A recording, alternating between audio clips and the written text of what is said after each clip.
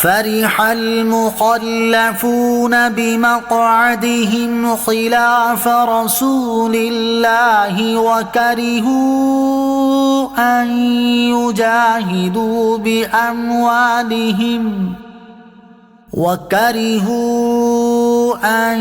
يجاهدوا بأموالهم وأنفسهم في سبيل الله وقالوا لا تنفروا في الحر قل نار جهنم أشد حرا لو كانوا يفقهون۔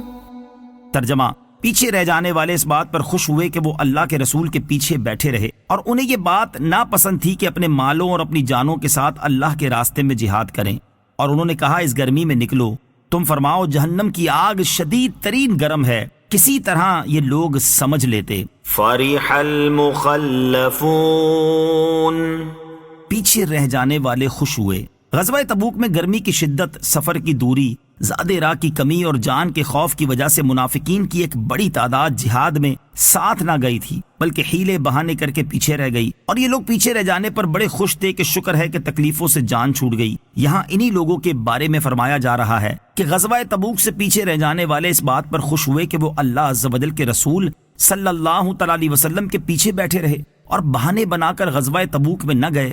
وَكَرِهُوا، اور انہیں یہ بات ناپسند تھی۔ اس سے معلوم ہوا کہ ایمان کی برکت سے نیک اعمال پر دلیری پیدا ہوتی ہے اور کفر و نفاق کی وجہ سے کم ہمتی پیدا ہوتی ہے۔ چنانچہ حضرت عبداللہ ابن مسعود رضی اللہ تعالی عنہ سے روایت ہے، حضور اکرم علیہ الصلوۃ والسلام نے ارشاد فرمایا، منافقین پر سب نمازوں میں زیادہ بھاری نماز عشاء و فجر ہے، اور جو ان میں فضیلت ہے اگر جانتے تو ضرور حاضر ہوتے، اگرچہ سرین کے بل گھسٹتے ہوئے آتے۔ نفاق کی ایک علامت اس آیت و حدیث سے سمجھ آتا ہے کہ جس کو گناہ آسان معلوم ہوں اور نیک کام بھاری محسوس ہوں، اور اس وجہ سے وہ گناہ کرے اور نیکیاں نہ کرے، تو اس کے دل میں نفاق کی ایک علامت موجود ہے۔ اللہ عز و جل ہمیں اس سے محفوظ رکھے، آمین۔ وَقَالُوا لَا تَنفِرُوا فِي الْحَرِّ، اور انہوں نے کہا اس گرمی میں نہ نکلو۔ غزوہ تبوک کے موقع پر موسم بہت گرم تھا اور وہ جگہ بھی بہت گرم تھی۔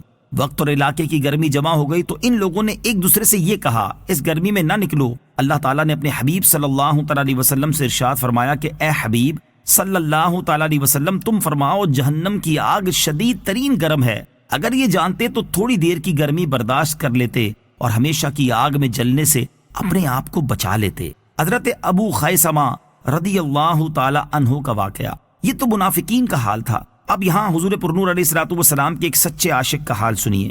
چنانچہ واقعہ کچھ اس طرح ہے کہ حضرت ابو خیثمہ رضی اللہ تعالیٰ عنہ غزوہ تبوک میں جانے کا ارادہ نہیں رکھتے تھے، مگر ایک دن وہ شدید گرمی میں کہیں باہر سے آئے تو ان کی بیوی نے چھپڑ میں چھڑکاؤ کر رکھا تھا۔ تھوڑی دیر اس سایہ دار ٹھنڈی جگہ میں بیٹھے، لیکن پھر اچانک ان کے دل میں حضور اکرم علیہ الصلوۃ والسلام کا خیال آ گیا۔ اپنی بیوی سے کہا کہ یہ کہاں کا انصاف ہے کہ میں تو اپنی چھپڑ میں ٹھنڈک اور سائے میں آرام و چین سے بیٹھا رہوں، اور خدا عز و جل کے مقدس رسول صلی اللہ تعالی علیہ وسلم اس دھوپ کی تمازت اور شدید لو کے تھپیڑوں میں سفر کرتے ہوئے جہاد کے لیے تشریف لے جا رہے ہوں۔ ایک دم ان پر ایسا جوش ایمانی سوار ہوا کہ توشے کے لیے کھجور لے کر ایک اونٹ پر سوار ہو گئے اور تیزی کے ساتھ سفر کرتے ہوئے روانہ ہو گئے۔ لشکر والوں نے دور سے ایک شتر سوار کو دیکھا تو حضور اکرم علیہ الصلوۃ والسلام نے فرمایا کہ ابو خیثمہ ہوں گے۔ اس طرح یہ لشکر اسلام میں پہنچ گئے۔ فَلْيَضْحَكُوا قَلِيلًا وَلْيَبْكُوا كَثِيرًا جَزَاءً بِمَا كَانُوا يَكْسِبُونَ۔ ترجمہ: تو انہیں چاہیے کہ تھوڑا سا ہنس لیں اور بہت زیادہ روئیں، یہ ان کے اعمال کا بدلہ ہے۔ فَلْيَضْحَكُوا قَلِيلًا، تو انہیں چاہیے کہ تھوڑا سا ہنس لیں۔ اس آیت میں منافقین کو تھوڑا ہنسنے اور بہت رونے کا حکم نہیں دیا گیا، بلکہ منافقین کی حالت کی خبر دینے کے طور پر کلام کیا گیا ہے۔ آیت کا معنی یہ ہے کہ منافقین اگرچہ اپنی ساری زندگی ہنسیں اور خوشیاں منائیں، یہ کم ہے، کیونکہ دنیا اپنی درازی کے باوجود قلیل ہے، اور آخرت میں ان کا غم اور رونا بہت زیادہ ہوگا، کیونکہ آخرت کی سزا ہمیشہ کے لیے ہوگی، کبھی ختم نہ ہوگی، اور ختم ہو جانے والی چیز نہ ختم ہونے والی کے مقابلے میں تھوڑی ہی ہے۔ تفسیر خازن میں ہے کہ دنیا میں خوش ہونا اور ہنسنا چاہے کتنی ہی دراز مدت کے لیے ہو، مگر وہ آخرت کے رونے کے مقابل تھوڑا ہے، کیونکہ دنیا فانی ہے اور آخرت دائم اور باقی ہے۔ آخرت کا رونا دنیا میں ہنسنے اور خبیث عمل کرنے کا بدلہ ہے۔ تھوڑا ہنسیں اور زیادہ روئیں۔ اس آیت میں اگرچہ منافقین سے متعلق کلام ہے، البتہ جداگانہ طور پر ہمیں بہرحال یہی حکم دیا گیا ہے کہ تھوڑا ہنسیں اور گریہ وزاری زیادہ کیا کریں۔ چنانچہ حضرت انس رضی اللہ تعالیٰ عنہ سے روایت ہے، سرور دو عالم علیہ الصلوۃ والسلام نے فرمایا، اگر تم وہ جانتے جو میں جانتا ہوں تو تھوڑا ہنستے بہت روتے۔ حضرت انس بن مالک رضی اللہ تعالیٰ عنہ فرماتے ہیں، میں نے رسول اللہ صلی اللہ تعالیٰ علیہ وسلم کو ارشاد فرماتے ہوئے سنا کہ اے لوگو رو، اگر تمہیں رونا نہ آئے تو رونے کی کوشش کرو، کیونکہ جہنمی جہنم میں روئیں گے، حتیٰ کہ ان کے آنسو ان کے چہروں پر اس طرح بہیں گے گویا وہ نہریں ہیں، یہاں تک کہ ان کے آنسو ختم ہو جائیں گے، پھر ان کا خون بہنے لگے گا، اور وہ خون اتنا زیادہ بہ رہا ہوگا کہ اگر اس میں کشتی چلائی جائے تو چل پڑے۔ بخاری شریف کی حدیث ہے، حضرت عبداللہ ابن عمر رضی اللہ تعالیٰ عنہ فرماتے ہیں کہ حضرت سعد بن عبادہ رضی اللہ تعالیٰ عنہ بیمار ہوئے تو نبی اکرم صلی اللہ تعالیٰ علیہ وسلم ان کی عیادت کے لیے تشریف لے گئے، اور ساتھ حضرت عبد الرحمن بن عوف، حضرت سعد بن ابی وقاص اور حضرت عبداللہ بن مسعود رضی اللہ تعالیٰ عنہم تھے۔ جب اندر داخل ہوئے تو انہیں گھر والوں کے جھرمٹ میں پایا۔ ارشاد فرمایا، کیا فوت ہو گئے؟ لوگوں نے عرض کی، یا رسول اللہ صلی اللہ تعالیٰ علیہ وسلم نہیں۔ نبی کریم علیہ الصلوۃ والسلام رونے لگے۔ جب لوگوں نے آپ صلی اللہ تعالیٰ علیہ وسلم کو روتے ہوئے دیکھا تو وہ بھی رونے لگے۔ ارشاد فرمایا، سنو، بے شک اللہ تعالیٰ آنکھ کے بہنے اور دل کے مغموم ہونے پر عذاب نہیں دیتا، بلکہ اس کی وجہ سے عذاب دیتا ہے یا رحم فرماتا ہے، اور زبان کی طرف اشارہ فرمایا۔ نبی اکرم علیہ الصلوۃ والسلام نے ایک مرتبہ حضرت جبرائیل علیہ الصلوۃ والسلام کو دیکھا کہ وہ رو رہے ہیں، تو آپ نے دریافت کیا، اے جبرائیل تم کیوں روتے ہو حالانکہ تم بلند ترین مقام پر فائز ہو؟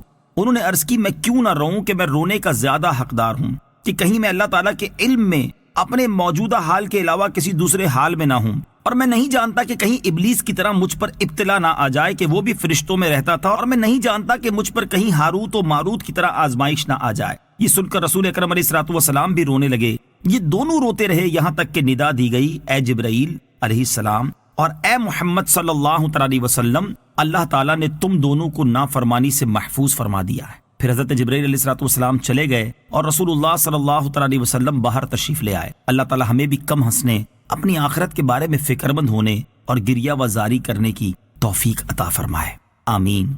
فَإِن رَّجَعَكَ اللَّهُ إِلَىٰ طَائِفَةٍ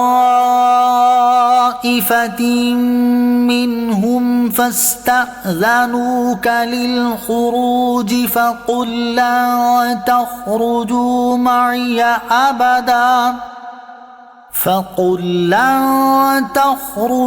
مَعِيَ أَبَدًا وَلَن تُقَاتِلُوا مَعِيَ عَدُوًّا إِنَّكُمْ رَضِيتُم بِالْقُعُودِ أَوَّلَ مَرَّةٍ فَاقْعُدُوا مَعَ الْخَالِفِينَ۔ ترجمہ، پھر اے حبیب اگر اللہ تمہیں ان میں سے کسی گروہ کی طرف واپس لے جائے اور وہ تم سے جہاد میں ساتھ نکلنے کی اجازت مانگے تو تم فرما دینا کہ تم کبھی بھی میرے ساتھ نہ چلو اور ہرگز میرے ساتھ کسی دشمن سے نہ لڑو۔ تم نے پہلی دفعہ بیٹھے رہنے کو پسند کیا تو اب پیچھے رہ جانے والوں کے ساتھ بیٹھ رہو۔ فَإِن رَّجَعَكَ اللَّهُ إِلَىٰ طَائِفَةٍ مِّنْهُمْ، پھر اے محبوب اگر اللہ تمہیں ان میں سے کسی گروہ کی طرف واپس لے جائے، یعنی اے حبیب صلی اللہ تعالیٰ علیہ وسلم، اب جو آپ غزوہ تبوک سے واپس مدینہ منورہ پہنچیں گے تو منافقین دھوکہ دہی کے لیے کہیں گے کہ حضور علیہ الصلوۃ والسلام ہم کو اجازت دیں کہ آئندہ جہاد میں آپ کے ہمراہ چلیں۔ اس میں غیبی خبر ہے کہ وہ ایسا کہیں گے۔ فَاقْعُدُوا مَعَ الْخَالِفِينَ، تو اب پیچھے رہ جانے والوں کے ساتھ بیٹھ رہو، یعنی اب اگر منافقین جہاد میں ساتھ چلنے کی اجازت مانگے تو ان سے فرما دو کہ اب تم ہرگز کبھی بھی میرے ساتھ نہ چلو اور نہ ہی میرے ساتھ کسی دشمن سے لڑو۔ تم نے پہلی دفعہ جہاد سے پیچھے بیٹھے رہنے کو پسند کیا تو اب بھی پیچھے رہ جانے والوں کے ساتھ بیٹھے رہو، یعنی عورتوں، بچوں، بیماروں اور اپاہجوں کے ساتھ بیٹھ رہو۔ صلح کلیت حکم قرآن کے خلاف ہے۔ اس سے ثابت ہوا کہ جس شخص سے دھوکہ اور فریب ظاہر ہو اس سے تعلق ختم کر دینا اور علیحدگی اختیار کر لینی چاہیے، اور محض اسلام کے مدعی ہونے سے کسی کو ساتھ ملا لینے کی اجازت نہیں ہوتی۔ اسی لیے اللہ تعالیٰ نے اپنے نبی علیہ الصلوۃ والسلام کے ساتھ منافقین کے جہاد میں جانے کو منع فرمایا۔ آج جو لوگ کہتے ہیں کہ ہر کلمہ گو کو ملا لو اور اس کے ساتھ اتفاق و اتحاد کرو، یہ اس حکم قرآنی کے بالکل خلاف ہے۔ اس حکم میں ایک حکمت یہ بھی ہے کہ اگر مومنوں کے ساتھ منافقوں کو بھی کسی اہم مہم میں شامل کر لیا جائے تو وہ مسلمانوں کے دلوں میں نفاق پیدا کرنے کی کوشش کریں گے. جیسے بہادروں کے ساتھ اگر بزدلوں کو بھی کسی مہم میں بھیج دیا جائے تو وہ بزدل اپنی حرکتوں سے بہادروں کے بھی قدموں میں لغزش پیدا کر دیں گے. ولا تصل على أحد منهم مات أبدا ولا تقم على قبره إنهم كفروا بالله ورسوله وماتوا وهم فاسقون. ترجمہ: اور ان میں سے کسی کی بیعت پر کبھی نماز جنازہ نہ پڑھنا اور نہ اس کی قبر پر کھڑے ہونا. بے شک انہوں نے اللہ اور اس کے رسول کے ساتھ کفر کیا اور نافرمانی کی حالت میں مر گئے. ولا تصل على أحد منهم مات أبدا. اور ان میں سے کسی کی میت پر کبھی نماز جنازہ نہ پڑھنا. اس آیت میں سرکار مدینہ صلی اللہ علیہ وسلم کو منافقین کے جنازے کی نماز اور ان کے دفن میں شرکت کرنے سے منع فرمایا گیا. اور اس کا شان نزول یہ ہے کہ عبداللہ بن ابی بن سلول منافقوں کا سردار تھا. جب وہ مر گیا تو اس کے بیٹے حضرت عبداللہ رضی اللہ تعالی عنہ نے، جو مسلمان صالح مخلص صحابی اور کثیر العبادات تھے، انہوں نے خواہش کی کہ سید عالم علیہ الصلوۃ والسلام ان کے باپ عبداللہ بن ابی بن سلول کو کفن کے لیے اپنا قمیص مبارک عنایت فرما دیں اور اس کی نماز جنازہ پڑھا دیں. حضرت عمر رضی اللہ تعالیٰ عنہ کی رائے اس کے خلاف تھی، لیکن چونکہ اس وقت تک ممانعت نہیں ہوئی تھی، حضور اکرم علیہ الصلوۃ والسلام کو معلوم تھا کہ آپ علیہ الصلوۃ والسلام کا یہ عمل بہت سے منافقین کے ایمان لانے کا باعث ہوگا. اس لیے حضور پرنور علیہ الصلوۃ والسلام نے اپنی قمیص بھی عنایت فرمائی اور جنازے میں شرکت بھی کی. قمیص دینے کی ایک وجہ یہ بھی تھی کہ نبی کریم علیہ الصلوۃ والسلام کے چچا حضرت عباس رضی اللہ تعالیٰ عنہ جو بدر میں اسیر ہو کر آئے تھے، تو عبداللہ بن ابی نے اپنا کرتا انہیں پہنایا تھا. حضور انور علیہ الصلوۃ والسلام کو اس کا بدلہ دینا بھی منظور تھا، لہٰذا آپ علیہ الصلوۃ والسلام نے قمیص بھی دیا اور جنازہ بھی پڑھایا. اس پر یہ آیت نازل ہوئی اور اس کے بعد پھر کبھی سرکار دو عالم علیہ الصلوۃ والسلام نے کسی منافق کے جنازے میں شرکت نہ فرمائی اور حضور اکرم علیہ الصلوۃ والسلام کی وہ مصلحت بھی پوری ہوئی. چنانچہ جب منافقین نے دیکھا کہ ایسا شدید عداوت والا شخص جب سید عالم علیہ الصلوۃ والسلام کے کرتے سے برکت حاصل کرنا چاہتا ہے تو اس کے عقیدے میں بھی آپ اللہ عز و جل کے حبیب اور اس کے سچے رسول ہیں، یہ دیکھ کر ایک بڑی تعداد مسلمان ہو گئی. کافر، فاسق اور مسلمان کے جنازے سے متعلق چند شرعی مسائل. اس آیت سے معلوم ہوا کہ اگر کوئی کافر مر جائے تو مسلمان پر لازم ہے کہ وہ اس کے مرنے پر نہ اس کے لیے دعا کرے اور نہ ہی اس کی قبر پر کھڑا ہو. افسوس فی زمانہ حال یہ ہے کہ اگر مسلمانوں کے ملک میں کوئی بڑا کافر مر جاتا ہے تو مسلمانوں کی سربراہی کے دعوے دار اس کے مرنے پر اس طرح اظہار افسوس کرتے ہیں جیسے ان کا کوئی اپنا بڑا فوت ہو گیا ہو، اور اگر اس کی قبر بنی ہو تو اس پر کھڑے ہو کر دعائیں مانگتے ہیں. یہ دعا بالکل حرام ہے. آیت کی مناسبت سے ہم یہاں کافر، فاسق اور مسلمان کے جنازے سے متعلق چند شرعی مسائل ذکر کرتے ہیں. نمبر 1، اس آیت سے ثابت ہوا کہ کافر کے جنازے کی نماز کسی حال میں جائز نہیں اور کافر کی قبر پر دفن و زیارت کے لیے کھڑے ہونا بھی ممنوع ہے. اور یہ جو فرمایا اور فسق ہی میں مر گئے، یہاں فسق سے کفر مراد ہے. قرآن کریم میں اور جگہ بھی فسق بمعنی کفر وارد ہوا ہے، جیسے کہ آیت أفمن كان مؤمنا كمن كان فاسقا. تو کیا جو ایمان والا ہے وہ اس جیسا ہو جائے جو نافرمان ہے میں. نمبر 2، فاسق کے جنازے کی نماز جائز بلکہ فرض کفایہ ہے. اس پر صحابہ اور تابعین رضی اللہ تعالی عنہم کا اجماع ہے اور اس پر علماء و صالحین کا عمل، اور یہی اہل سنت و جماعت کا مذہب ہے. نمبر 3، جب کوئی کافر مر جائے اور اس کا ولی مسلمان ہو تو اس کو چاہیے کہ بطریق مسنون غسل نہ دے بلکہ اس پر پانی بہا دے، اور نہ کفن مسنون دے بلکہ اتنے کپڑے میں لپیٹ دے جس سے اس کا ستر چھپ جائے، اور نہ سنت طریقے پر دفن کرے اور نہ بطریق سنت قبر بنائے، صرف گھڑا کھود کر اندر رکھ دے. ولا تعجبك أموالهم وأولادهم إنما يريد الله أن يعذبهم بها في الدنيا وتزهق أنفسهم وهم كافرون. ترجمہ، اور ان کے مال اور اولاد تمہیں تعجب میں نہ ڈالیں، اللہ یہی چاہتا ہے کہ انہیں اس کے ذریعے دنیا میں سزا دے اور کفر کی حالت میں ان کی روح نکل جائے. ولا تعجبك أموالهم وأولادهم. اور ان کے مال اور اولاد تمہیں تعجب میں نہ ڈالیں. اس آیت کی تفسیر آیت نمبر 55 کے تحت گزر چکی ہے، اور یہاں منافقوں کے مال و اولاد پر تعجب نہ کرنے کو دوبارہ ذکر کرنے کی ایک حکمت یہ ہے کہ لوگ اس بات کو بھول نہ جائیں اور اس سے غافل نہ ہوں اور یہ اعتقاد رکھیں کہ اس پر عمل کرنا انتہائی اہم ہے۔ دوسری حکمت یہ ہے کہ مال اور اولاد ایسی چیزیں ہیں جس میں مشغولیت کی وجہ سے دل بہت جلد دنیا کی طرف راغب ہو جاتا ہے، اور جو چیز دنیا کی طرف زیادہ راغب کرنے والی ہو اس سے بار بار بچنے کا حکم دیا جاتا ہے۔ اس لیے یہاں دوبارہ منافقوں کے مال اور اولاد پر تعجب نہ کرنے کا فرمایا گیا ہے۔ وَإِذَا أُنزِلَتْ سُورَةٌ أَنْ آمِنُوا بِاللَّهِ وَجَاهِدُوا مَعَ رَسُولِهِ اسْتَأْذَنَكَ أُولُو الطَّوْلِ مِنْهُمْ وَقَالُوا ذَرْنَا نَكُن مَّعَ الْقَاعِدِينَ رضوا بأن يكونوا مع الخوالف وطبع على قلوبهم فهم لا يفقهون۔ ترجمہ، اور جب کوئی صورت نازل کی جاتی ہے کہ اللہ پر ایمان لاؤ اور اس کے رسول کے ہمراہ جہاد کرو تو ان کے قوت و طاقت رکھنے والے تم سے رخصت مانگتے ہیں اور کہتے ہیں کہ ہمیں چھوڑ دیجئے تاکہ بیٹھے رہنے والوں کے ساتھ ہو جائیں۔ انہیں یہ پسند آیا کہ پیچھے رہنے والی عورتوں کے ساتھ ہو جائیں، اور ان کے دلوں پر مہر لگا دی گئی تو وہ کچھ سمجھتے نہیں۔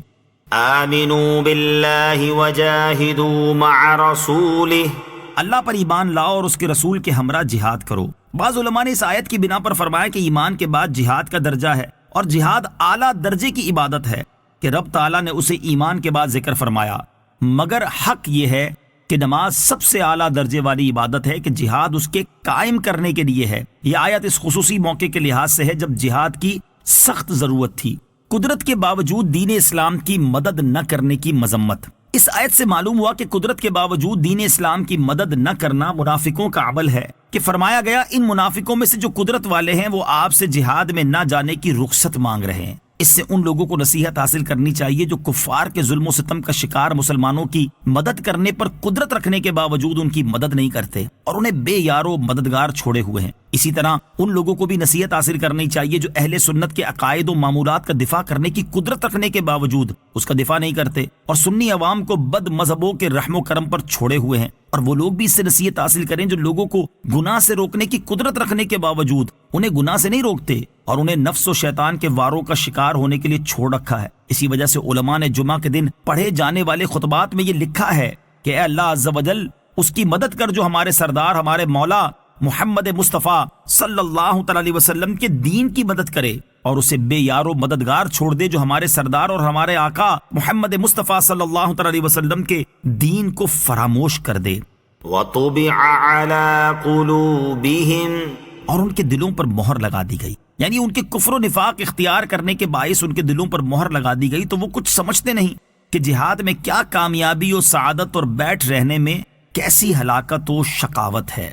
لكن الرسول والذين آمنوا معه جاهدوا بأموالهم وأنفسهم وأولئك لهم الخيرات وأولئك هم المفلحون۔ أعد الله لهم جنات تجري من تحتها الأنهار خالدين فيها ذلك الفوز العظيم۔ ترجمہ، لیکن رسول اور جو ان کے ساتھ ایمان لائے انہوں نے اپنے مالوں اور جانوں کے ساتھ جہاد کیا، اور انہی کے لیے بھلائیاں ہیں اور یہی کامیاب ہونے والے ہیں، اور اللہ نے ان کے لیے جنتیں تیار کر رکھی ہیں جن کے نیچے نہریں بہتی ہیں، ہمیشہ ان میں رہیں گے، یہی بڑی کامیابی ہے۔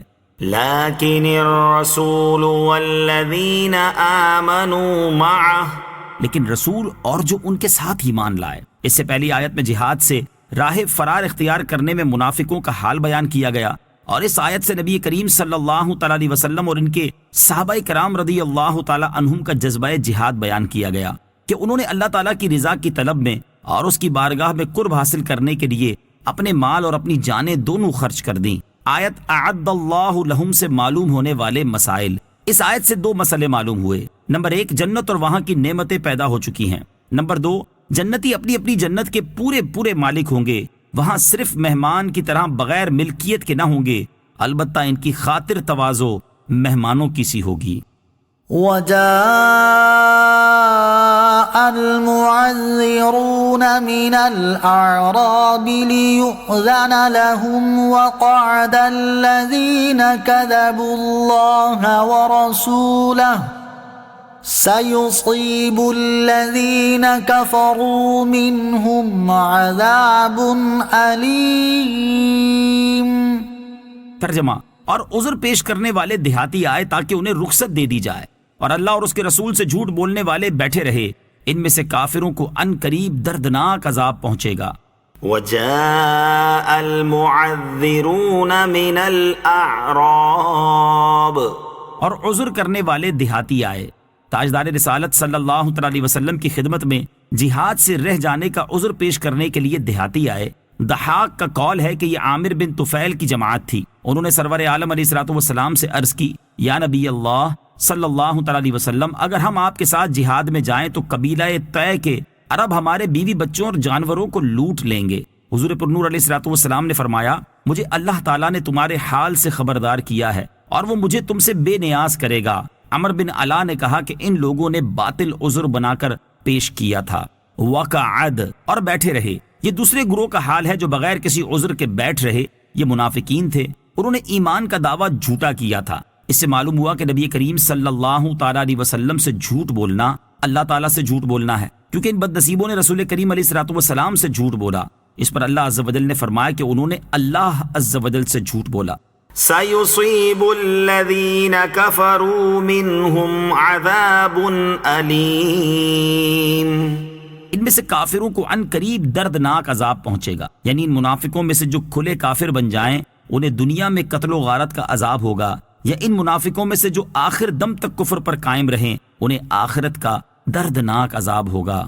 ليس على الضعفاء ولا على المرضى ولا على الذين لا يجدون ما ينفقون حرج إذا نصحوا لله ورسوله ما على المحسنين من سبيل واللہ غفور رحیم۔ ترجمہ، کمزوروں پر اور بیماروں پر اور خرچ کرنے کی طاقت نہ رکھنے والوں پر کوئی حرج نہیں، جبکہ وہ اللہ اور اس کے رسول کے خیر خواہ رہیں۔ نیکی کرنے والوں پر کوئی راہ نہیں، اور اللہ بخشنے والا مہربان ہے۔ ليس على الضعفاء، کمزوروں پر کوئی حرج نہیں۔ باطل عذر والوں کا ذکر فرمانے کے بعد سچے عذر والوں کے متعلق فرمایا کہ ان پر سے جہاد کی فرضیت ساقط ہے۔ یہ کون لوگ ہیں؟ ان کے چند طبقے بیان فرمائے۔ پہلا طبقہ ضعیف، جیسے کہ بوڑھے، بچے، عورتیں، اور وہ شخص بھی انہی میں داخل ہے جو پیدائشی کمزور، ضعیف و نحیف ہو۔ دوسرا طبقہ بیمار، اس میں اندھے، لنگڑے، اپاہج بھی داخل ہیں۔ تیسرا طبقہ وہ لوگ ہیں جنہیں خرچ کرنے کی قدرت نہ ہو اور سامان جہاد نہ کر سکیں، یہ لوگ رہ جائیں تو ان پر کوئی گناہ نہیں۔ اذا نصحوا للہ ورسولہ، جب وہ اللہ اور اس کے رسول کے خیر خواہ رہیں، یعنی ان کی اطاعت کریں اور مجاہدین کے گھر والوں کی خبر گیری رکھیں۔ اس سے معلوم ہوا کہ حضور پر نور صلی اللہ علیہ وسلم کی خیر خواہی رب تعالیٰ کی خیر خواہی ہے۔ یہ بھی معلوم ہوا کہ اگر کوئی نیکی نہ کر سکے مگر نیکیوں کا دل سے خیر خواہ رہے تب بھی انشاءاللہ عز و جل نیکوں میں شمار ہوگا۔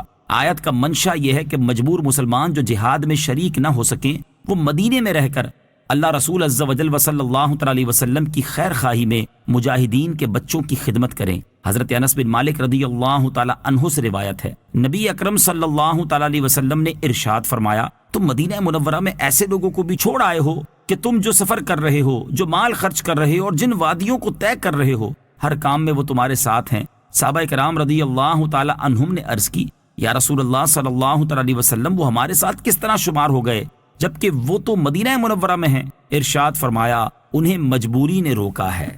وَلَا عَلَى الَّذِينَ إِذَا مَا أتوك لتحملهم قلت لا أجد ما أحملكم عليه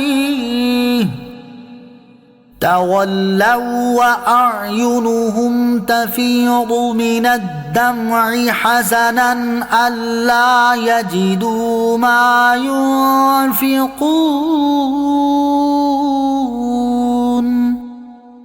إنما السبيل على الذين يستأذنونك وهم أغنياء رضوا بأن يكونوا مع الخوالف وطبع الله على قلوبهم فهم لا يعلمون. ترجمہ: اور نہ ان پر کوئی حرج ہے جو آپ کے پاس اس لیے آتے ہیں تاکہ آپ انہیں سواری دے دیں، لیکن آپ فرما دیتے ہیں میں تمہارے لیے کوئی ایسی چیز نہیں پاتا جس پر تمہیں سوار کر دوں، تو وہ اس حال میں لوٹ جاتے ہیں کہ ان کی آنکھوں سے اس غم میں آنسو بہ رہے ہوں کہ وہ خرچ کرنے کی طاقت نہیں رکھتے. مواخذہ تو ان لوگوں پر ہے جو مالدار ہونے کے باوجود آپ سے رخصت مانگتے ہیں. انہیں یہ پسند ہے کہ عورتوں کے ساتھ پیچھے بیٹھ رہیں، اور اللہ نے ان کے دلوں پر مہر لگا دی تو وہ کچھ نہیں جانتے. ولا على الذين اور نہ ان پر کوئی حرج ہے. شان نزول: حضرت عبداللہ ابن عباس رضی اللہ تعالیٰ عنہما فرماتے ہیں سرکار دو عالم صلی اللہ تعالیٰ علیہ وسلم نے لوگوں کو اپنے ساتھ جہاد میں جانے کا حکم دیا تو صحابہ کرام رضی اللہ تعالیٰ عنہم کی ایک جماعت آپ صلی اللہ تعالیٰ علیہ وسلم کی بارگاہ میں حاضر ہوئی. ان میں حضرت عبداللہ بن مغفل رضی اللہ تعالیٰ عنہ بھی تھے. انہوں نے عرض کی یا رسول اللہ صلی اللہ تعالیٰ علیہ وسلم ہمیں کوئی سواری عطا کیجیے. حضور اکرم علیہ الصلوۃ والسلام نے ان سے فرمایا اللہ کی قسم میرے پاس کوئی سواری نہیں کہ جس پر میں تمہیں سوار کروں. وہ روتے ہوئے واپس چلے گئے کیونکہ جہاد سے رہ جانا ان پر بہت گراں تھا اور ان کے پاس زیادہ راہ تھا نہ سواری. اللہ تعالیٰ نے ان کی اللہ عز و جل اور اس کے رسول علیہ الصلوۃ والسلام سے محبت اور جہاد پر حرص کی وجہ سے ان کے عذر میں یہ آیتیں بیان فرمائیں. صحابہ کرام رضی اللہ تعالیٰ عنہم کا جذبہ جہاد. اس آیت مبارکہ اور اس کے شان نزول کے واقعے سے صحابہ کرام رضی اللہ تعالیٰ عنہم کے جذبہ جہاد، شوق عبادت اور ذوق اطاعت کا پتہ چلتا ہے کہ ایک طرف تو منافقین ہیں جو قدرت ہونے کے باوجود جھوٹے ہیلے بہانے کر کے جہاد سے جان چھڑاتے ہیں، اور ایک طرف یہ کامل الایمان مخلص غلام ہے جو شرعاً رخصت و اجازت ہونے کے باوجود جہاد نہ کر سکنے اور اس عبادت میں شریک نہ ہو سکنے کے غم میں آنسو بہا رہے ہیں. اللہ تعالیٰ ہمیں بھی ایسا ذوق و شوق عطا فرمائے. انما السبیل علی الذین مواخذہ تو ان لوگوں پر ہے، یعنی مواخذہ تو ان لوگوں پر ہے جو جہاد میں جانے کی قدرت رکھتے ہیں، اس کے باوجود آپ علیہ الصلوۃ والسلام سے رخصت مانگتے ہیں. يعتذرون إليكم إذا رجعتم إليهم قل لا تعتذروا لن نؤمن لكم قد نبأنا الله من أخباركم وسيرى الله عملكم ورسوله ثم تردون إلى عالم الغيب والشهادة فينبئكم بما كنتم تعملون. ترجمہ: جب تم ان کے پاس لوٹ کر جاؤ گے تو یہ تم سے بہانے بنائیں گے. تم فرماؤ بہانے نہ بناؤ، ہم ہرگز تمہاری بات پر یقین نہیں کریں گے. اللہ نے ہمیں تمہاری خبریں دے دی ہیں اور اب اللہ اور اس کا رسول تمہارے کام دیکھیں گے. پھر تمہیں ان کی طرف لوٹایا جائے گا جو غیب اور ظاہر کو جاننے والا ہے، تو وہ تمہیں تمہارے اعمال بتا دے گا. یعتذرون الیکم تم سے بہانے بنائیں گے، یعنی اے حبیب صلی اللہ تعالی علیہ وسلم آپ اور آپ کے صحابہ رضی اللہ تعالی عنہم جب غزوہ تبوک سے واپس مدینہ منورہ پہنچیں گے تو غزوہ سے رہ جانے والے منافقین جھوٹے بہانے بنا کر اور باطل عذر پیش کر کے آپ سب کو راضی کرنے کی کوشش کریں گے. اے حبیب صلی اللہ تعالی علیہ وسلم آپ ان سے فرما دینا کہ بہانے مت بناؤ، جو عذر تم پیش کر رہے ہو ہم اس کی ہرگز تصدیق نہیں کریں گے. تم نے جو کچھ کیا اللہ عز و جل نے ہمیں اس کی خبریں دے دی ہیں، اور اب اللہ عز و جل اور اس کا رسول صلی اللہ تعالی علیہ وسلم تمہارے کام دیکھیں گے کہ تم نفاق سے توبہ کرتے ہو یا اس پر قائم رہتے ہو. بعض مفسرین نے کہا کہ منافقین نے وعدہ کیا تھا کہ زمانہ مستقبل میں وہ مومنین کی مدد کریں گے. ہو سکتا ہے کہ اسی کے متعلق فرمایا گیا ہو کہ اللہ عز و جل اور اس کے رسول صلی اللہ تعالی علیہ وسلم تمہارے کام دیکھیں گے کہ تم اپنے اس عہد کو بھی وفا کرتے ہو یا نہیں۔ عالم الغیب والشہادہ، غیب اور ظاہر کو جاننے والا ہے۔ یہاں آیت میں اللہ تعالیٰ کی ایک صفت عالم الغیب بیان فرمائی گئی ہے۔ یہ اللہ تعالیٰ کا وصف خاص ہے، یعنی اللہ نے جن مقربین بارگاہ کو غیب کا علم عطا فرمایا ہے ان کے بارے میں یہ تو کہہ سکتے ہیں کہ اللہ تعالیٰ کی عطا سے وہ غیب جانتے ہیں، یا غیب پر مطلع ہیں، یا غیب پر خبردار ہیں، لیکن انہیں عالم الغیب نہیں کہا جا سکتا کہ اس لفظ کا استعمال اللہ تعالیٰ کے ساتھ خاص ہے، جیسے لفظ رحمان۔ اس مسئلے پر عقیدہ اہل سنت جاننے کے لیے اعلیٰ حضرت امام احمد رضا خان رحمۃ اللہ تعالی کی یہ تحریر ملاحظہ فرمائیں۔ ہماری تحقیق میں لفظ عالم الغیب کا اطلاق حضرت عزت عز و جل کے ساتھ خاص ہے کہ اس سے عرفاً علم بالذات متبادر ہے، اور اس سے انکار معنی لازم نہیں آتا۔ حضور پرنور علیہ الصلوۃ والسلام قطعاً بے شمار غیوب وما کانا ما یکون کے عالم ہیں، مگر عالم الغیب صرف اللہ عز و جل کو کہا جائے گا۔ جس طرح حضور اکرم علیہ الصلوۃ والسلام قطعاً عزت جلالت والے ہیں، تمام عالم میں ان کے برابر کوئی عزیز و جلیل ہے نہ ہو سکتا ہے، مگر محمد عز و جل کہنا جائز نہیں، بلکہ اللہ عز و جل و محمد صلی اللہ تعالی علیہ وسلم کہا جائے گا۔ ایک اور مقام پر فرماتے ہیں کہ علم غیب بالذات اللہ عز و جل کے لیے خاص ہے۔ کفار اپنے معبودان باطل وغیرہ ہم کے لیے مانتے تھے، لہٰذا مخلوق کو عالم الغیب کہنا مکروہ، اور یوں کہنے میں کوئی حرج نہیں کہ اللہ تعالیٰ کے بتائے سے امور غیب پر انہیں اطلاع ہے، اور فرماتے ہیں کہ اس پر اجماع ہے کہ اللہ عز و جل کے دیے سے انبیاء کرام علیہ الصلوۃ والسلام کو کثیر و وافر غیبوں کا علم ہے۔ یہ بھی ضروریات دین سے ہے کہ جو اس کا منکر ہو کافر ہے، کہ سرے سے نبوت ہی کا منکر ہے۔ اس پر بھی اجماع ہے کہ اس فضل جلیل میں محمد الرسول اللہ صلی اللہ تعالی علیہ وسلم کا حصہ تمام انبیاء، تمام جہان سے اتم و اعظم ہے۔ اللہ عز و جل کی عطا سے حبیب اکرم صلی اللہ تعالی علیہ وسلم کو اتنے غیبوں کا علم ہے جن کا شمار اللہ عز و جل ہی جانتا ہے۔ سيحلفون بالله لكم إذا انقلبتم إليهم لتعرضوا عنهم فأعرضوا عنهم إنهم رجس ومأواهم جهنم جزاء بما كانوا يكسبون۔ ترجمہ: اب جب تم ان کی طرف لوٹ کر جاؤ گے تو یہ تمہارے سامنے اللہ کی قسمیں کھائیں گے تاکہ تم ان سے درگزر کرو، تو تم ان سے اعراض ہی کرو۔ یہ ناپاک ہیں اور ان کا ٹھکانہ جہنم ہے، یہ ان کے اعمال کا بدلہ ہے۔ سيحلفون بالله لكم، اب تمہارے سامنے اللہ کی قسمیں کھائیں گے۔ ارشاد فرمایا کہ اے حبیب صلی اللہ تعالی علیہ وسلم، جب آپ اپنے اس سفر سے واپس ہو کر مدینہ طیبہ میں غزوے میں شرکت نہ کرنے والے منافقین کی طرف لوٹ کر جائیں گے تو یہ آپ کے سامنے اللہ عز و جل کی قسمیں کھائیں گے تاکہ آپ ان سے درگزر کریں اور پیچھے رہ جانے کی وجہ سے ان پر ملامت و عتاب نہ کریں۔ اس سے معلوم ہوا کہ منافق و گمراہ زیادہ قسمیں کھا کر اپنے مسلمان ہونے کا ثبوت دیتے ہیں۔ الحمدللہ عز و جل مومنوں کو اس کی ضرورت نہیں پڑتی۔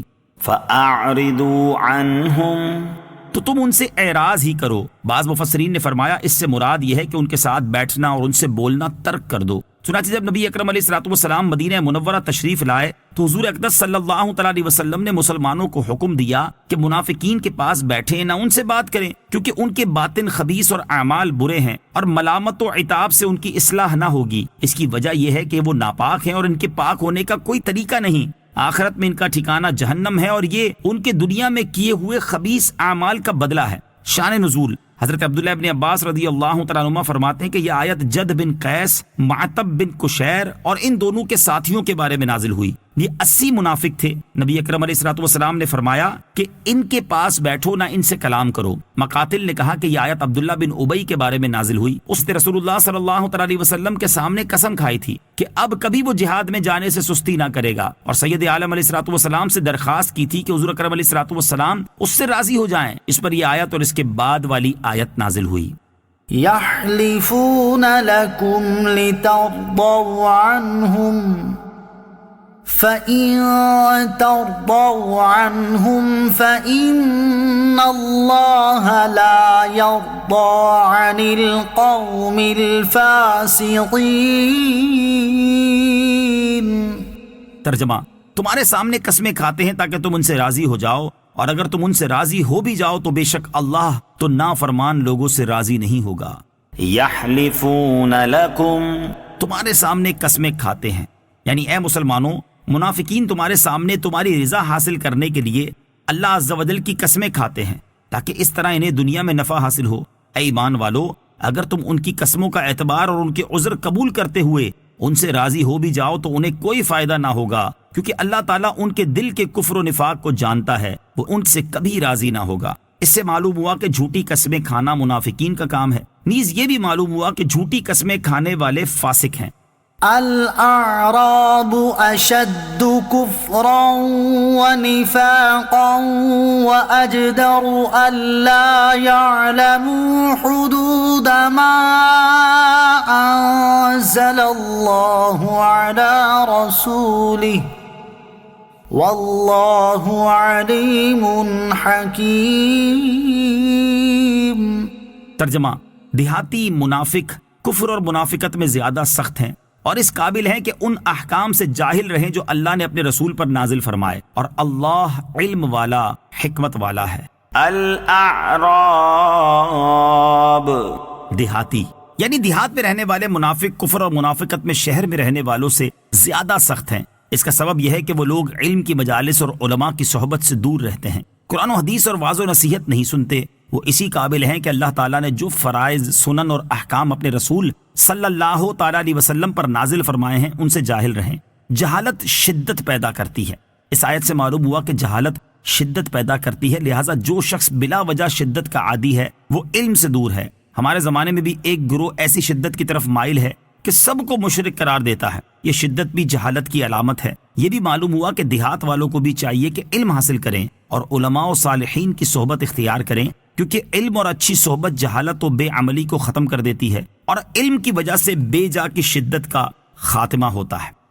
وَمِنَ الْأَعْرَابِ مَن يَتَّخِذُ مَا يُنْفِقُ مَغْرَمًا وَيَتَرَبَّصُ بِكُمُ الدَّوَائِرَ عَلَيْهِمْ دَائِرَةُ السَّوْءِ واللہ سمیع علیم۔ ترجمہ: اور کچھ دیہاتی وہ ہیں کہ وہ جو کچھ اللہ کی راہ میں خرچ کرتے ہیں اسے تاوان سمجھتے ہیں اور تم پر گردشیں آنے کے انتظار میں رہتے ہیں۔ بری گردش انہی پر ہے اور اللہ سننے والا، جاننے والا ہے۔ وَمِنَ الْأَعْرَابِ اور کچھ دیہاتی، اس آیت کا خلاصہ یہ ہے کہ کچھ دیہاتی ایسے ہیں کہ اللہ عز و جل کی راہ میں جو خرچ کرتے ہیں اسے تاوان سمجھتے ہیں، کیونکہ وہ جو کچھ خرچ کرتے ہیں رضا الہی اور طلب ثواب کے لیے تو کرتے نہیں، بلکہ ریاکاری کے طور پر اور مسلمانوں کے خوف سے خرچ کرتے ہیں، اور وہ مسلمانوں پر گردشیں آنے کے انتظار میں رہتے ہیں اور یہ راہ دیکھتے ہیں کہ کب مسلمانوں کا زور کم ہو اور کب وہ مغلوب ہوں۔ انہیں خبر نہیں کہ اللہ عز و جل کو کیا منظور ہے۔ وہ اللہ تعالیٰ نے بتا دیا کہ بری گردش انہی پر ہے اور وہی رنج و بلا اور بدحالی میں گرفتار ہوں گے۔ شان نزول: یہ آیت قبیلہ اسد، غطفان اور تمیم کے دیہاتیوں کے بارے میں نازل ہوئی۔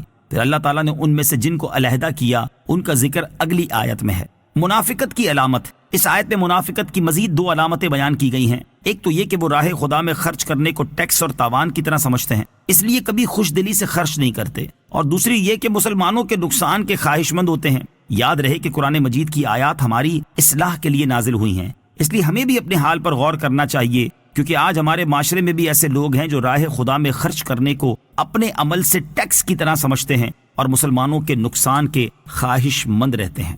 وَمِنَ الْأَعْرَابِ مَن يُؤْمِنُ بِاللَّهِ وَالْيَوْمِ الْآخِرِ وَيَتَّخِذُ مَا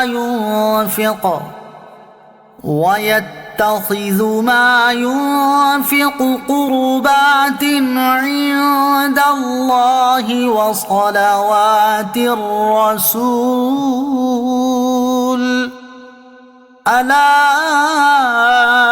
إِنَّهَا قُرْبَةٌ لَهُمْ سَيُدْخِلُهُمُ اللَّهُ فِي رَحْمَتِهِ إِنَّ اللَّهَ غَفُورٌ رَحِيمٌ۔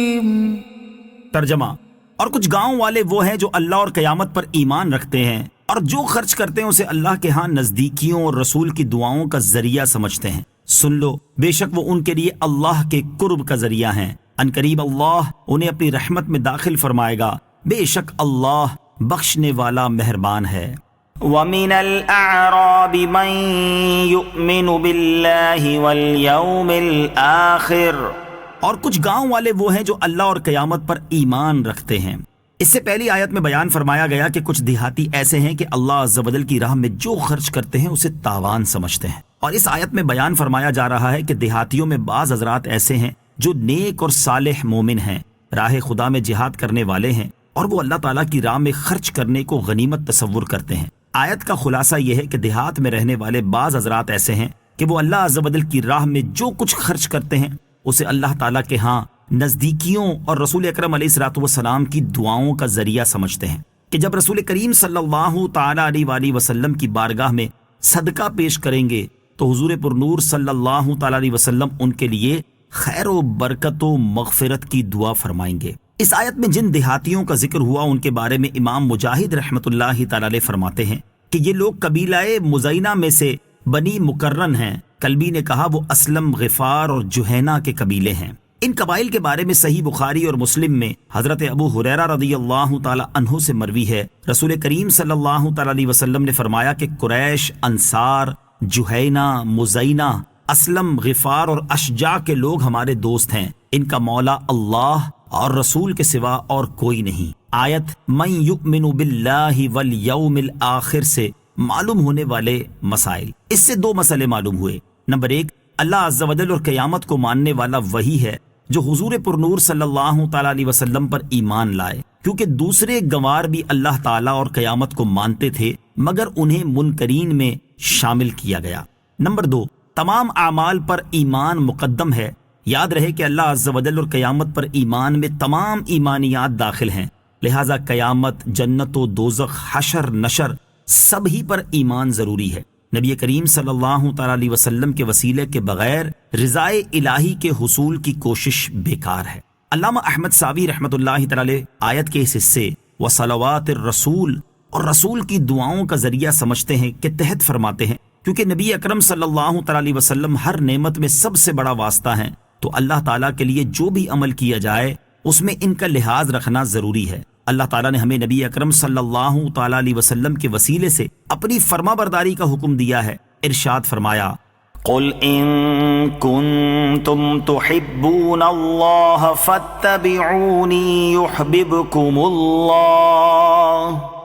ترجمہ، اے حبیب فرما دو کہ اے لوگوں، اگر تم اللہ سے محبت کرتے ہو تو میرے فرما بردار بن جاؤ، اللہ تم سے محبت فرمائے گا۔ تو جو یہ گمان رکھے کہ وہ اپنے اور اللہ تعالیٰ کے درمیان نبی اکرم صلی اللہ تعالیٰ علیہ وسلم کو واسطہ اور وسیلہ بنائے بغیر اللہ تعالیٰ کی رضا حاصل کر لے گا تو یہ اس کی خام خیالی اور بیکار کوشش ہے۔ معلوم ہوا کہ نیک اعمال میں اللہ تعالیٰ کی رضا کے ساتھ حضور اقدس صلی اللہ تعالیٰ علیہ وسلم کی خوشنودی کی نیت کرنا شرک نہیں بلکہ قبولیت کی دلیل ہے۔ یہ بھی معلوم ہوا کہ حضور اقدس صلی اللہ تعالیٰ علیہ وسلم کی دعائے مبارک ساری کائنات سے منفرد اور جدا گانہ چیز ہے، کیونکہ یہاں آیت میں قرب الہی کے ساتھ حضور پرنور صلی اللہ تعالیٰ علیہ وآلہ وسلم کی دعا کا حصول ایک مقصد کے طور پر بیان کیا گیا ہے۔ صحابہ کرام رضی اللہ تعالیٰ عنہم اور رضائے رسول، صحابہ کرام رضی اللہ تعالیٰ عنہم حضور پرنور صلی اللہ تعالیٰ علیہ وسلم کی رضا اور آپ صلی اللہ تعالیٰ علیہ وسلم کی خوشی کے لیے بطور خاص کوشش کیا کرتے تھے، جیسے احادیث میں ہے کہ صحابہ کرام رضی اللہ تعالیٰ عنہم حضور اقدس صلی اللہ تعالیٰ علیہ وسلم کی خدمت میں زیادہ تر نذرانے اس دن پیش کیا کرتے جب آپ علیہ الصلوۃ والسلام حضرت عائشہ رضی اللہ تعالی عنہا کے گھر تشریف فرما ہوتے، کیونکہ وہ جانتے تھے کہ سرکار دو عالم صلی اللہ تعالی علیہ وسلم کو حضرت عائشہ رضی اللہ تعالی عنہا سے زیادہ محبت ہے۔ اسی طرح سرکار مدینہ صلی اللہ تعالی علیہ وسلم کی خوشی ہی کے لیے خلفائے راشدین نے ازواج مطہرات رضی اللہ تعالی عنہن کے لیے وظائف مقرر کیے ہوئے تھے۔ صدقہ وصول کرنے والے کے لیے سنت، تاجدار رسالت صلی اللہ تعالی علیہ وسلم کا عمل مبارک یہی تھا کہ جب آپ کی بارگاہ میں کوئی صدقہ حاضر کرتا تو اس کے لیے خیر و برکت اور بخشش کی دعا فرماتے۔ اس سے معلوم ہوا کہ صدقہ وصول کرنے والے کے لیے سنت یہ ہے کہ صدقہ دینے والے کو دعائے خیر سے نوازے۔ ألا إنها قربة لهم سن لو، بے شک وہ ان کے لیے اللہ کے قرب کا ذریعہ ہے، یعنی بے شک ان کا خرچ کرنا ان کے لیے اللہ تعالیٰ کے قرب اور اس کی رضا حاصل ہونے کا ذریعہ ہے، کیونکہ انہوں نے اخلاص کے ساتھ اپنا مال خرچ کیا اور اپنے اس عمل کو رسول اللہ صلی اللہ تعالیٰ علیہ وسلم کی طرف وسیلہ بنایا۔ ان قریب اللہ عز و جل انہیں اپنی رحمت یعنی جنت میں داخل فرمائے گا۔ بے شک اللہ عز و جل اپنے اطاعت گزار بندوں کو بخشنے والا اور ان پر مہربان ہے۔ اللہ تعالیٰ کا قرب حاصل کرنے کا ذریعہ، اس آیت میں راہ خدا میں خرچ کرنے کی نہایت عظمت کا بیان ہے، اور وہ یوں کہ ویسے تو ہر نیک عمل اللہ عز و جل کے قرب کا ذریعہ ہے، لیکن راہ خدا میں خرچ کرنا ایسا عمل ہے کہ جس کو بطور خاص اللہ عز و جل نے اپنے قرب کا ذریعہ قرآن میں بیان فرمایا ہے۔ اللہ تعالیٰ کے قرب سے متعلق 3 احادیث، یہاں آیت کی مناسبت سے اللہ تعالیٰ کے قرب سے متعلق 3 احادیث سماعت کیجیے۔ نمبر 1، حضرت ابو ہریرہ رضی اللہ تعالیٰ عنہ سے روایت ہے، حضور اقدس صلی اللہ تعالیٰ علیہ وسلم نے فرمایا، اللہ تعالیٰ ارشاد فرماتا ہے، جو میرے کسی ولی سے عداوت رکھے میں اسے اعلان جنگ دیتا ہوں، اور میرے کسی بندے کا فرض عبادتوں کے مقابلے میں دوسری عبادتوں کے ذریعے مجھ سے قریب ہونا مجھے زیادہ پسند نہیں، اور میرا بندہ فرض عبادات کی ادائیگی کے ساتھ نوافل کے ذریعے مجھ سے قریب ہوتا رہتا ہے، حتیٰ کہ میں اس سے محبت کرنے لگتا ہوں، پھر جب اس سے محبت کرتا ہوں تو میں اس کے کان ہو جاتا ہوں جس سے وہ سنتا ہے، اور اس کی آنکھیں ہو جاتا ہوں جس سے وہ دیکھتا ہے، اور اس کے ہاتھ ہو جاتا ہوں جس سے وہ پکڑتا ہے، اور اس کے پاؤں بن جاتا ہوں جن سے وہ چلتا ہے۔ اگر وہ مجھ سے مانگتا ہے تو اسے دیتا ہوں، اور اگر میری پناہ لیتا ہے تو اسے پناہ دیتا ہوں، اور جو مجھے کرنا ہوتا ہے اس میں کبھی میں تردد نہیں کرتا، جیسے کہ میں اس مومن کی جان نکالنے میں توقف کرتا ہوں جو موت سے گھبراتا ہے، اور میں اسے ناخوش کرنا پسند نہیں کرتا، ادھر موت بھی اس کے لیے ضروری ہے۔ نمبر 2، بخاری شریف کی حدیث ہے، حضرت ابو ہریرہ رضی اللہ تعالی عنہ سے روایت ہے، نبی کریم صلی اللہ تعالی علیہ وآلہ وسلم نے فرمایا، اللہ تعالیٰ ارشاد فرماتا ہے، میں اپنے بندے کے گمان کے ساتھ رہتا ہوں، پس اگر وہ مجھے اپنے دل میں یاد کرے تو میں بھی اسے اکیلے ہی یاد کرتا ہوں، اور اگر وہ مجھے کسی گروہ میں یاد کرتا ہے تو میں اس سے بہتر گروہ میں اسے یاد کرتا ہوں، اور اگر وہ بالشت بھر میرے قریب ہوتا ہے تو میری رحمت گز بھر اس کے قریب ہو جاتی ہے، اور اگر وہ گز بھر میرے قریب ہوتا ہے تو میری رحمت دونوں ہاتھوں کے پھیلاؤ کے برابر اس کے قریب ہو جاتی ہے، اور اگر وہ چل کر میری طرف آتا ہے تو میری رحمت دوڑ کر اس کی طرف جاتی ہے۔ نمبر 3، مسلم شریف کی حدیث ہے، حضرت ابو ذر رضی اللہ تعالی عنہ سے روایت ہے، رسول اللہ صلی اللہ تعالی علیہ وسلم نے فرمایا، اللہ تعالیٰ ارشاد فرماتا ہے، جو ایک نیکی کرے اسے 10 گنا ثواب ہے، اور زیادہ بھی دوں گا، اور جو ایک گناہ کرے تو ایک برائی کا بدلہ اس کے برابر ہی ہے، یا میں چاہوں تو اسے بخش دوں، اور جو مجھ سے ایک بالشت قریب ہوتا ہے تو میری رحمت 1 گز اس کے نزدیک ہو جاتی ہے، اور جو مجھ سے 1 گز نزدیک ہوتا ہے تو میری رحمت دونوں ہاتھوں کے پھیلاؤ برابر اس سے قریب ہو جاتی ہے، جو میری طرف چلتا ہوا آتا ہے تو میری رحمت اس کی طرف دوڑتی ہوئی آتی ہے، جو کسی کو میرا شریک نہ ٹھہرائے پھر زمین بھر گناہ لے کر مجھ سے ملے تو میں اتنی ہی بخشش کے ساتھ اس سے ملوں گا۔